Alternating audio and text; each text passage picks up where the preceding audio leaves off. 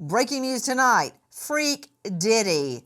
Eyewitnesses describe floor, walls, and ceiling $500,000 of mirrors. Floor, wall, and ceiling covered in mirrors for, quote, wall-to-wall debauchery at Sean Combs's sex freak-offs. Prosecutors say a ruse for this as a lawyer warns celebrities pay up or face reputation-damning lawsuits. Good evening. I'm Nancy Grace. This is Crime Stories. Thank you for being with us. Ray J, a longtime friend of Diddy, claims celebrities in Combs' inner circle are so scared of being dragged into legal action that they're seeking out potential accusers and offering cash to keep their names out of the lawsuits. Ray J says unnamed celebs have even approached him as a possible vessel for leaks due to his friendship with Combs. Joining us, an all-star panel to make sense of what we are learning tonight. Let's move off of the $500,000 worth of mirrors. I guess so. Diddy can see sex no matter where he looks, up, down, or sideways. That's a whole nother can of worms. Joining us tonight, special guest Courtney B and his lawyer, Ariel Mitchell. But first, to Hermania Rodriguez, chief U.S. reporter with the Daily Mail and star of the podcast, The Trial of Diddy. Hermania, thank you for being with us. What am I hearing that celebs are offering people? Not only are they being threatened, either pay up or you're going to be part of a smear campaign, but that they are actually paying alleged victims not to testify? Well, this actually came from another hip-hop star, Ray J, who claimed that he knows that celebrities are scared out there and reaching out to potential victims and offering them money in a typical catch at keep story. So their names never come out in these stories. So I guess the short answer to that would be yes, and you're right, Hermania. It's all coming from Ray J. Listen. I'm hearing about artists paying victims to keep their name out of it. Do you know people who have had demands put upon them where they have paid off to keep this quiet? Here's what I do know. People do catch and kills all day. And a catch and kill, I don't know if, of course you know, but for the regular world, somebody has the truth, somebody pays you to keep it quiet, and hopefully that money that you got paid secures your happiness while you watch the lie continue to succeed. I want to just make sure I understand you. What you're saying is what? That you know people who have been approached by women, men, whatever, who have said, give me money and I won't talk? Here's the other way around that, Harvey. I'll give you money, please don't talk.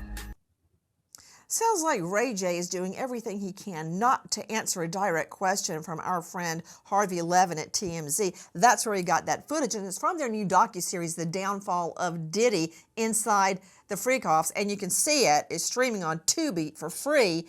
Okay, let me understand what I'm hearing. Joining us, Ariel Mitchell, who is very intensely involved in this case, representing a client involving allegations against Sean Combs. Ariel Mitchell, what I perceive, what I interpret Ray J saying, and Levin's trying to nail him down, is that people, celebs, and others are willing to pay to keep their name out of this case, out of Sean Combs' case. I think what Ray J was saying is, in general, these catch and kills are happening every day, all day, and they will continue to happen. But in this situation, any lawyer who sends out a demand letter would send it out to anybody they intend to sue, which would probably be to individuals related to Diddy who that case may affect. So to that point, I think that is happening. Before I filed my first case, I did reach out to several individuals who we ended up filing lawsuits against to see if they were interested in settling pre-litigation settlement. It's what it's called. They want to talk to me. They want to talk to me about what happened to them. They call me. They feel like they can trust me. Wait a minute. Calling you for what? Calling you for what? Because they want to tell me about certain things that happened with them and Diddy. Ray, I want to make sure I understand this. Are these high-profile people calling you because they've had some affiliation with Diddy that they don't want to come out, and they think you might be the vessel for it coming out? Is that what you're saying? Yes, that's exactly what I'm saying. And I don't even know why I just said it, but I said it, so what? Now they gotta be mad. Come get me. Were they specific about what they did with Diddy? I don't wanna say. I think I said too much. Sounds like to me Mr. Ray J needs to be talking to federal investigators and not to Harvey Levin, my friend. Of course, I'm glad he did speak to Levin, and Levin is trying his best to nail him down for answers. That video you just saw is from our friends at TMZ from their new docuseries, The Downfall of Diddy Inside the Freakoffs. And there are allegations coming from other angles in addition to Ray J. Listen. In my view, if you were there and you knew somebody was being drugged because you had seen it happen in a previous party or a previous situation, and you didn't do anything, and you allowed it to happen, and you continue to enjoy yourself and party and whoop and holler and have a good time, as far as I'm concerned, you are just as liable as the individual who shipped the person in, who paid the persons that were there, who kept them longer than they thought they were going to be there, who bought the drugs, who took the money out of the bank, who put the drugs in a little shot of either a lemon shot or some sort of champagne and participated in this egregious conduct. You're just as guilty as far as I'm concerned. Hermania Rodriguez joining us, chief U.S. reporter with DailyMail.com and star of the Trial of Diddy podcast. Hermania, what exactly is the lawyer saying? So this lawyer says he's representing more than 100 victims of Diddy, and he has said that the victimizers include other celebrities, businessmen, politicians, and he said that he has already sent letters demanding that they pay up if they don't want to face civil lawsuits for what they did with Diddy, allegedly. Joining me now is a special guest, Courtney B.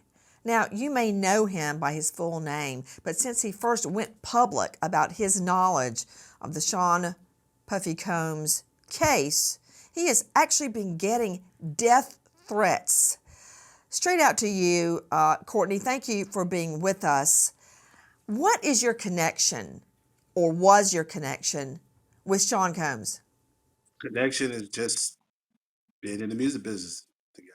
You know, I came up with Tupac, he came up with Bad Boy. Let me talk to you about the current case against Sean Combs, Mr. B. What kind of death threats have you been getting since you first came out with your knowledge? They called me Pizzas from Little Italy, in New York, and from Maryland. They all started calling me Pizza. It was a thing said on YouTube or Instagram that him and his son said, "Get rid of pizza."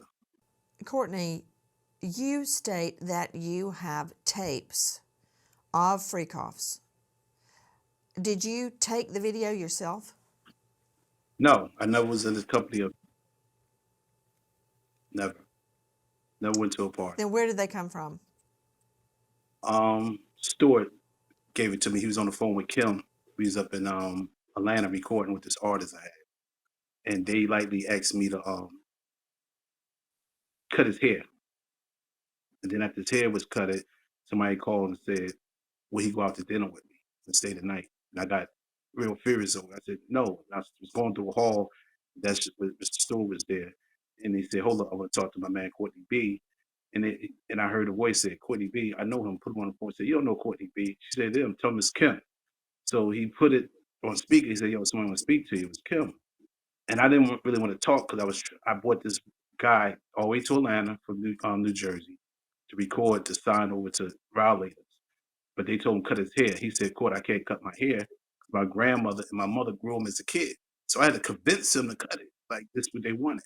They went from hair cutting to sleeping with him, to going to dinner, to, and it got me so fed up. I didn't want to talk to him or Kim at the time. So when I was out in the car going back and forth on the phone, he came out and said, "Yo, she really want to talk to you. She got something for you." I said, "I'm going to the hotel." He said, "Where you at?" I said, "I'm staying at a house out at the airport." So he came by and he gave me the flash drive. I thought it was an artist. I didn't know what it was. I thought it was something she wanted me to hear. At the time, I had explained to this mother and father that her son is not being signed. Are you telling me that you got the tapes from Kim Porter?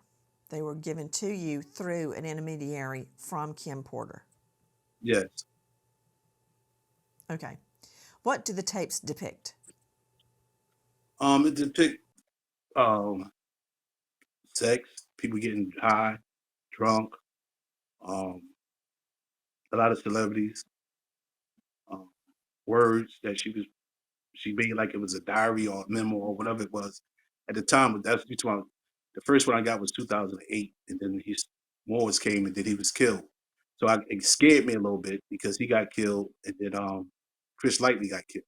In the videos, in the tapes, Courtney B, do women appear to be drugged or drunk?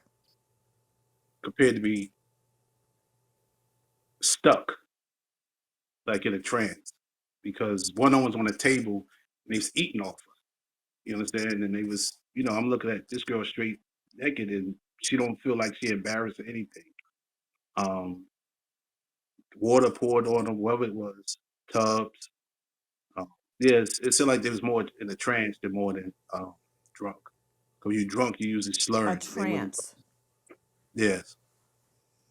What else did you observe? I observed a lot. It was a lot.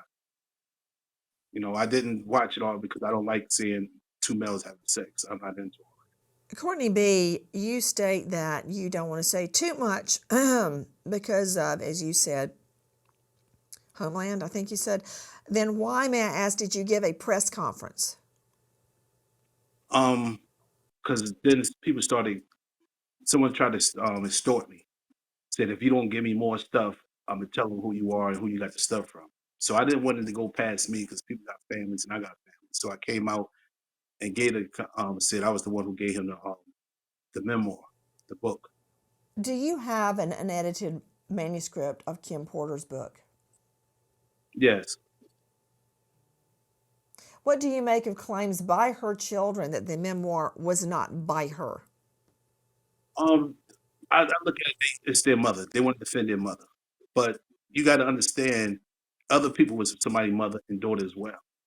I believe the sons had something to do with it as well because how the film was shot, Diddy couldn't control the focus on it.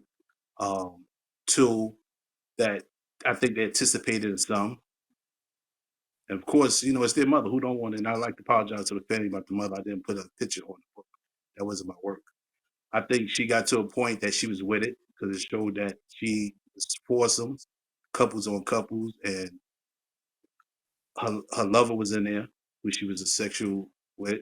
So, a scorned woman going to say her last words to be known. Courtney B, what do you think about Ray J's claims to our friend Harvey Levin? It's not a claim. It's a sign to let them know that he's trying to get up money. He don't have anything on it. Diddy not going to trust him with no tapes or anything. He was Diddy little boy toy himself.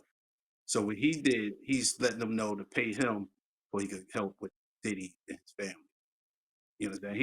Who trusts Ray J? Diddy helped Ray J with Fabulous when something was going on between Fabulous and Ray J. He got Fabulous to leave Ray J alone. What he doing, he's scaring people out there so they could come to him and put up money. In another resurfaced video, singer Machine Gun Kelly, or MGK, describes his wild Las Vegas New Year's Eve bender with Diddy when he was just 20 years old. MGK says Diddy escorted him to 9 clubs on New Year's Eve, paying for roughly 270 bottles to supply them and an entourage of women. Eventually, MGK tried to say his goodnights, but Diddy told him, "We're not going to sleep." The singer says the partying continued for more than 48 hours. A former party planner for Sean Combs reveals the rumor that most Diddy parties devolved into orgies are true. The planner also claims the parties averaged a $500,000 price tag for food, alcohol, decorations, and entertainment, including acrobats, live animals, and entertainers that Combs called models, who were obviously hired sex workers. For one event, Combs demanded an entire room be covered in mirrors so the debauchery could be viewed from every angle imaginable. The planner says Combs' vision was sex everywhere you looked. $500,000 to cover floors, walls, and ceilings with mirrors so Sean Combs could, quote, see sex everywhere you look. That was his, quote, vision. Did Sean Combs redecorate a whole wing, a whole room with hundreds of mirrors for a freak-off? And again, whether we like it or not, orgies are not crimes. However, drugging people and then having sex with them while they are in a stupor, much as Courtney B described, is a crime. Joining me, Dr. Bethany Marshall, renowned psychoanalyst out of LA and author of Deal Breaker. You can see her now on Peacock. Jump in, Bethany. Nancy, those floor to ceiling, across the floor mirrors are because men who commit sexual aggression, sexual assault are voyeurs. He probably spent a long time assembling these places to assault victims because that was a part of his sexual excitement. That was a part of preparing for these orgies. This, as we learned that Sean Combs is not languishing in a tiny cell. He's moved on to greener pastures. Listen. While the public has been led to believe Sean Diddy Combs is languishing in a tiny cell at the MDC, it turns out the disgraced mogul is having a blast behind bars. Combs has been moved to the lowest security unit in the prison, 4 North, where he has access to a tablet, cards, music, TV, movies, ping pong, air hockey, and even a peep show. Who needs expensive freak-offs when you can spy on female inmates through a grate in the floor? Joining us, Hermania Rodriguez from Daily Mail. What? Explain to me his new living conditions? Right, so he remains in the same Brooklyn jail, but he hasn't been moved to a part of the jail that's for high-profile inmates. In this part of the jail, the president of Honduras has been. Sam Bankman-Fried is also held there, and it's the idea is to keep these famous inmates safe from others. But as you mentioned, it also provides them with a few extra privileges that inmates that have been there before, say, include being able to look at the female inmates who this person said, this former inmate said the female inmates like to put on a show and even lift up their shirts as they see the male prisoners walk by. So yeah, it sounds like Diddy is in a better situation now than he was at the beginning in the jail. Joining me, Robert Crispin, private investigator at Crispin Special Investigation, but former federal task force officer with the DOJ and DEA Miami Field Division. You can find him at crispininvestigations.com. Robert, why is he, Sean Combs, who has allegedly victimized so many women while they're drugged, why is he getting to look at female inmates? Well, I'll tell you this. He's got some problems coming, and they're probably moving him down there to give him a little more freedom to get him out of general population where he's going to get stabbed or beat up in the middle of the night. Down in these areas, there's less population, and it's a little bit more easily controlled where, you know, New York jail is going to have a problem on their hand if somebody ends up stabbing Diddy and killing him. You could be eating mango too with the ocean as your backyard. I ain't special. I'm not going to allow myself to not have mango. Please join us on our mission to find missing people, especially children, to solve unsolved homicides. If you're on the go, catch us on your favorite podcast app where you can get all of our content where we, in our own way, seek justice. A former Playboy model claims Diddy invited her and 2 friends to a Tokyo party that she now believes was a freak-off. When Kennedy and two friends arrived to Combs' hotel room, Combs was alone in a bathrobe with a bottle of champagne. Kennedy claims as soon as Combs hung up the phone, he removed his clothing and instructed the women on how to perform on him. The incident only became frightening when a security guard angrily burst into the room and forced all of the women out the door, angry that Combs slept with his girl from the club. Combs is now housed in a dorm-style unit of the MDC reserved for up to 20 high-profile prisoners. Fort North is known to have looser rules than Gen Pop and boasts marginally better meals than what Combs was receiving on Suicide Watch, including chicken sandwiches, hot dogs, and wings. In addition to many forms of entertainment, Combs is allowed 300 minutes of phone time each month, but still does not get a pillow for his less than twin-sized bed. Joining us now, Lynn Shaw, founder, executive director, Lynn's Warriors, committed to ending sexual exploitation and trafficking, and host of Lynn's Warriors on YouTube. Lynn, thank you for being with us.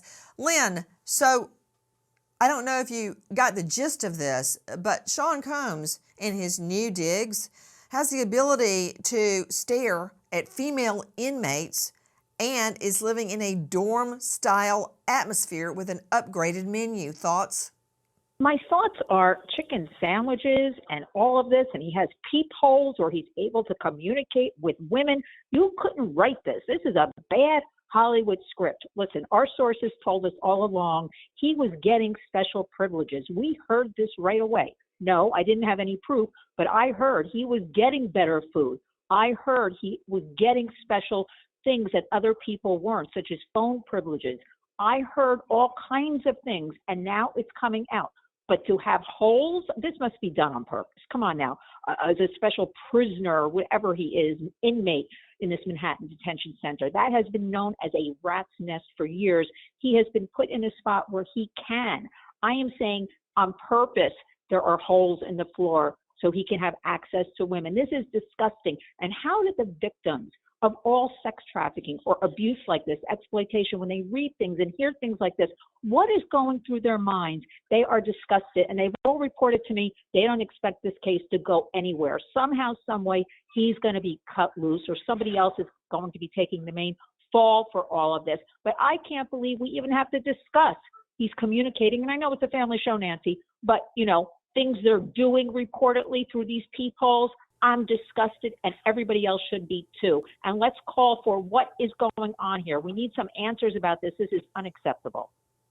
I think what you're referring to is commonly called a, and I will not elaborate on that, but from what I understand, he has full and unfettered view of female inmates. And it sounds to me, to high-profile lawyer Ariel Mitchell, who is representing many of the alleged victims connected to this case, as well as Courtney B. Ariel, it sounds to me like he's being rewarded. Sean Combs is being rewarded. Why should he get rewards as opposed to anybody else in MDC? Well, unfortunately, that's the world we live in, where celebrities receive better treatment in all scenarios, even when they've committed crimes. So we need to ask ourselves as a society, why are we treating people differently just because they have status, just because they're a celebrity, just because they have money, especially somebody like Diddy, who has committed so many atrocities and so many crimes over the past 3 decades, spanning numerous, we don't even know how many victims that there really are. We're at hundreds of victims just right now that we know of. But of course, in our country, in our society, we reward and give people preferential treatment just because of who they are. And that's why he's being rewarded. Back to Lynn Shaw of Lynn's Warriors, and you can hear her on YouTube at Lynn's Warriors. Lynn, I didn't hear your response to the fact that $500,000 worth of refurbishing a large area so Sean Combs could have floor-to-wall to ceiling mirrors during the freak-offs. Freak-off, what a euphemism. That's certainly putting perfume on the pig. According to prosecutors, what freak-offs really are drugging and intoxicating women, slipping drugs into their drinks, and more, so they have no idea what is happening around them while they are videoed being. That's what a freak-off is, according to prosecutors. And now we learn, I can't wait for a jury to hear this if it's true, that floor to wall to ceiling is mirrored at Sean Combs's request so he can see sex everywhere he looks. I can't even believe, I'm going to just say it, Nancy, this old guy, I didn't want to bring it up before, but we have heard such disgusting reports coming out of Manhattan Detention Center. We've got our sources here. I'm boots on the ground here in the middle of New York City. People tell me things. Listen, disgusting. And Ariel pegged it right away. Money talks, fame, even though all of these horrible alleged crimes, and I put that in air quotes here as I'm standing here, they should have nothing to do with this guy, yet that's what talks in our society. This is the morality going on today. There are probably thousands and thousands of victims, and I'm just going to say it. You're going to find out there were minors involved. That is my opinion. That's what I've heard. And how he can even be given mirrors and this and that and chicken sandwiches, whatever he's eating there. You know what? He should eat some bad tuna fish and have some food poisoning. That's what I have to say about this guy, because he is just dominating this whole story with his lawyer, and I'm tired of it. Let's talk about the victims. Let's talk about the abuse they endured. Let's get this case going and find out who else is involved. Why is he the only one in jail? He had accomplices. He had people booking flights and rooms and this and that, and women involved. There are always women involved with these pimps, traffickers, whatever we're calling. Joining me now, high-profile lawyer Eric Faddis, trial lawyer, TV analyst, and partner at Varner Faddis Elite Legal, former felony prosecutor. Eric, thank you for joining us.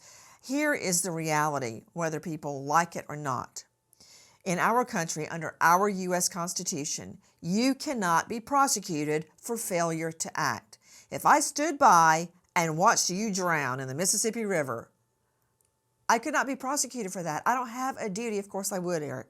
I don't have a duty to jump in and try and save you. It's just that simple. So if there are celebrities, which I believe there were, at these parties, at some of the freak-offs, the fact that they did not intervene does not make them a criminal. And I also find it really suspicious that everybody's talking about celebrities, but nobody's naming any names. If you've got proof, fine, put up or shut up. Yeah, Nancy, I hear you, and I would save you if you were drowning too. But yeah, in looking at this, I think there's going to be a lot of folks who are sort of not culpable participants. They were just observers. They were there, but they're caught up in this huge saga for which there is clearly a stigma, for which they may have a negative association going forward professionally and otherwise. And for some of these folks, that this was completely unbeknownst to them. They didn't know what was happening, and they were simply at this party. Now, being at a raucous party is not in and of itself a crime. Now, if they had knowledge of some kind of misconduct and provided material aid, that is where we begin to cross the line between an innocent observer and a culpable participant. In another resurfaced video, singer Machine Gun Kelly, or MGK, describes his wild Las Vegas New Year's Eve bender with Diddy when he was just 20 years old. MGK says Diddy escorted him to 9 clubs on New Year's Eve, paying for roughly 270 bottles to supply them and an entourage of women. Eventually, MGK tried to say his goodnights, but Diddy told him, "We're not going to sleep." The singer says the partying continued for more than 48 hours. Real estate experts believe the tales of gigantic orgies and freak-offs at Sean Combs' LA mansion are scaring off potential buyers. The stunning 17,000 square foot property has reportedly attracted no serious offers despite being on the market for more than 60 days. The listing has an asking price of nearly $62 million, but experts say Combs' realtor may have to find a buyer that can look past the headlines, or the home will continue to languish on the market. I wouldn't want to touch that place with a 10-foot pole. Ew, what family's going to want to move into Diddy's mansion? Everywhere you look, you can imagine a freak-off and smeared baby oil laced with GHB. Okay. Apparently, nobody is touching Diddy's mansion. Wow. I wonder why. Straight out to crimeonline.com investigative reporter Sydney Sumner. Did I get those figures right? $62 million? And is that real? Yeah, that's completely correct, Nancy. It's just under 62 million. It's about 61.3, I believe, is the listing price. And nobody is coming in touch with that home. Apparently, there's been reports that some overseas buyers have been looking into the home, but nothing serious. Nobody wants to move in there. You know, a lot of times, Sydney, you and I have covered cases where after a crime, the whole place is just razed, it's just torn down. Maybe that's what they're going to have to do in this case. Hey, to you, Robert Crispin, this is your neck of the woods. Robert Crispin, private investigator at Crispin Special Investigations, former federal task force and DEA in Miami. You can find him at crispininvestigations.com. Robert, have you ever been in a strip club? Of course. Okay, let me clarify. Your Honor, let me refine my question. Have you ever been in a strip club in waking hours in the daylight? Yes, many times. I mean, all the magic is gone. I've been in many a strip club in waking hours to find witnesses. And when you look in there in the daylight, it is disgusting. It's filthy. There's like wads of hair, food. It smells. Really not interested. It is Ouch. disgusting. And that's just And you what know I can imagine his mansion is like. Right. Dead everywhere. And that's why you don't want to sit on the couch. And knowing what went on inside there is nothing that I certainly want to purchase. Okay, hold on just a moment. Hold on just a moment. To Lynn Shaw. Okay, Lynn, I know you have a very serious mission, which is ending exploitation of women and minors with Lynn's Warriors. But I really think what Crispin just unwittingly, I think, said sums up the sale of Diddy's home, or the lack thereof. You don't want to sit on a couch. You don't want to sit on a couch. Here's what we hear is going on. We hear that foreign buyers will purchase the property. They will ruin, they will knock down the place, raise the place, and it will just be a parcel of land that somebody will rebuild on. But you know what I want to do, Nancy? I want to purchase it myself in my dream world, my Lynn's Warriors, do an exorcism, a cleansing of all, build a beautiful big mansion and start putting in victims of sexual abuse, exploitation, and give them wraparound services, and take this horrible, awful, unending story that has only just begun and turn it into something positive. Turn it around to provide for victims. That's what I want to do in my Warriors world, because this guy has gotten away with this for decades. And now okay, well, I've got some bad news for you. I hate to be the bearer of ill tidings, Lynn, but I imagine that the overseas buyers are going to beat you out. You're not going to get to turn this into some type of a home for victims. I don't know that they'd want to be there anyway. But that said, the attempted sale of Sean Combs' mansion is just another attempt to raise money. What else is he doing? And why does he need money so desperately? Listen. Once estimated as a billionaire, Sean Combs' legal fees are leaving him strapped for cash. With his Los Angeles mansion failing to sell, Combs has turned to renting out his Gulfstream 550 on the flight share site Victor, dubbed the Uber of private jets.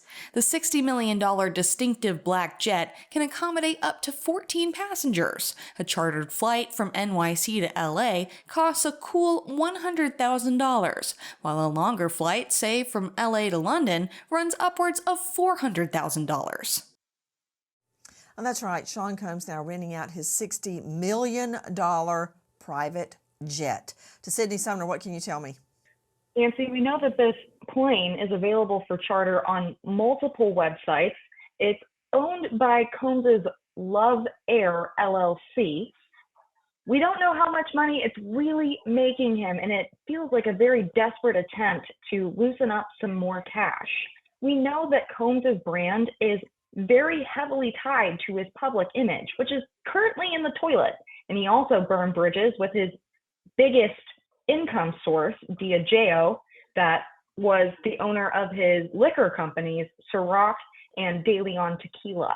So Combs really has no income coming in right now whatsoever. So this feels like a very desperate attempt to generate some cash, but he's also not using the plane. So it does kind of make Yeah, sense. all those private defense attorneys don't come cheap. I mean, straight back out to you, Faddis. I guarantee you these lawyers are charging, what, $500 to $1,000 an hour? Oh, easy. Yeah, I think the total price tag on this thing is going to be multi-millions. That's just on the legal representation side. And there's more. Listen. Diddy may never regain the immense wealth he accumulated over his career. Many of Combs' income sources relied entirely on his personal brand. Ciroc and De Leon, Sean John, and Revolt TV, for example. With the current standing of Combs' public image, businesses and big-name brands will likely want nothing to do with him. While Combs recently released a new album, a world tour could be out of the question for 15 years to life. In the last hours, we learned that Sean Puffy Combs is renting out his $60 million blacked out private jet. Who is renting this jet for $120,000 one way up to $400,000 for a round trip? Well, guess what? Since he has been behind bars, Sean Combs' jet has flown to French Polynesia, New Zealand, LA, and Mexico. To Dr. Bethany Marshall joining us out of Beverly Hills, psychoanalyst. Dr. Bethany, who is paying this kind of money to fly on Diddy's jet? You know, Nancy, I hate to break it to you, but there are a lot of sex offenders in the general population and people who idealize sexual violence and who are very identified with it. And I am afraid somebody is going to come forward and buy that $62 million mansion because they will like the memories associated with it. And these are the type of people who want to be on that fancy jet. People who overlook violence, people who love violence, people who want to insert themselves into the notoriety of Sean Puffy Combs. Nancy, even the celebrities at those parties, this is not a homogeneous group. This is a group of people, they're all different, and they may have been unwittingly committing crimes themselves because they may have taken drugs, they may have been on ecstasy, they may have not really known what was happening and then slipped into an offending pattern themselves, and now they are frightened.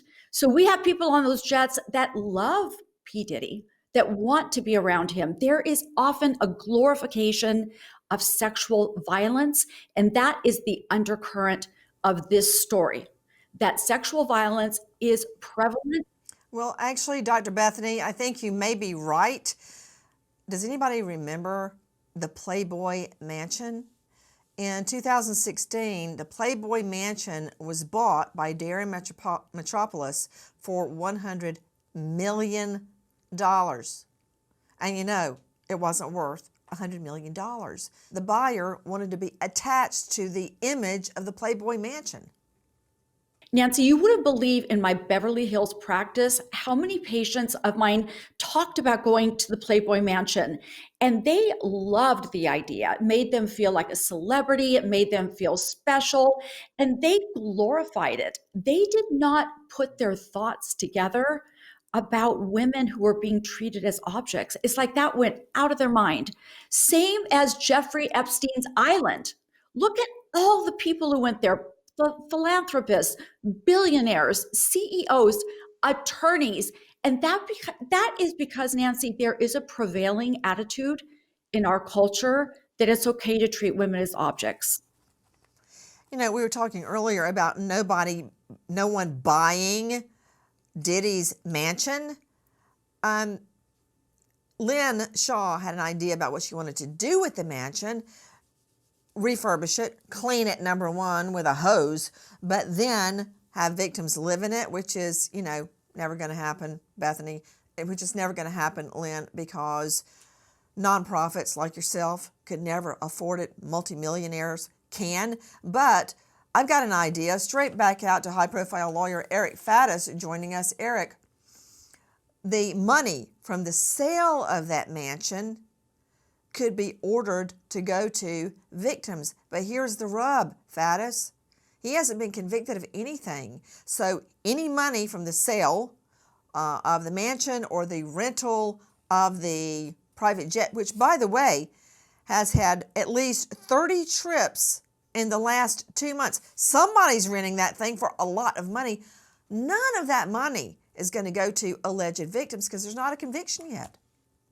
Yeah, right now, I mean, the money being generated is likely just for his legal team. Those bills have to be out of control. And on top of that, he doesn't have the same income coming in. He doesn't have these deals anymore that are giving him millions of dollars.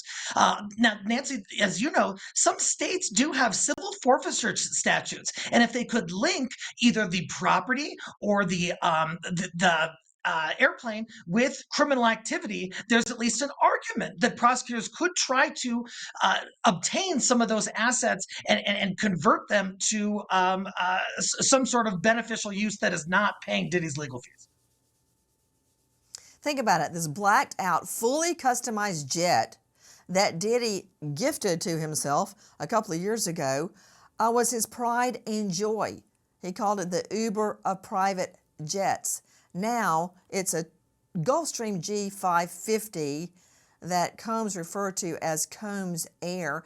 He would use it to shoot his online content while on board and allow celebrity guests to post videos inside, conveying an ultra luxurious lifestyle.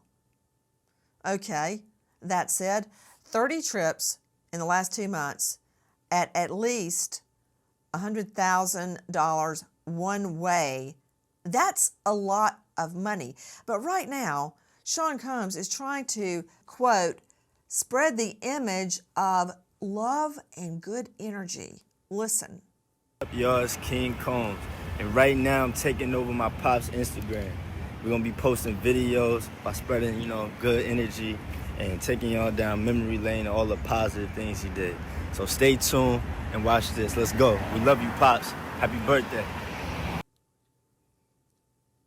That is from Sean Combs' official Insta page. That is his son, King, still trying to support his dad, spreading the love and the good energy.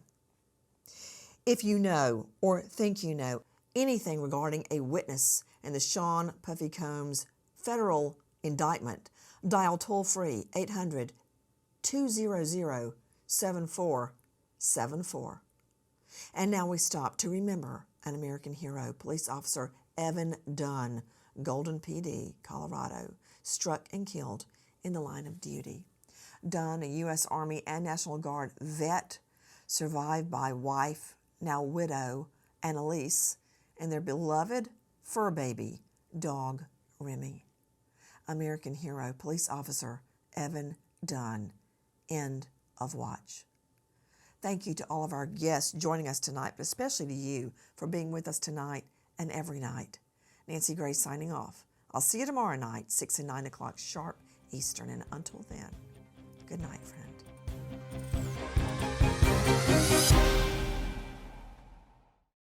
Please join us on our mission to find missing people, especially children, to solve unsolved homicides. If you're on the go, catch us on your favorite podcast app where you can get all of our content where we, in our own way, seek justice.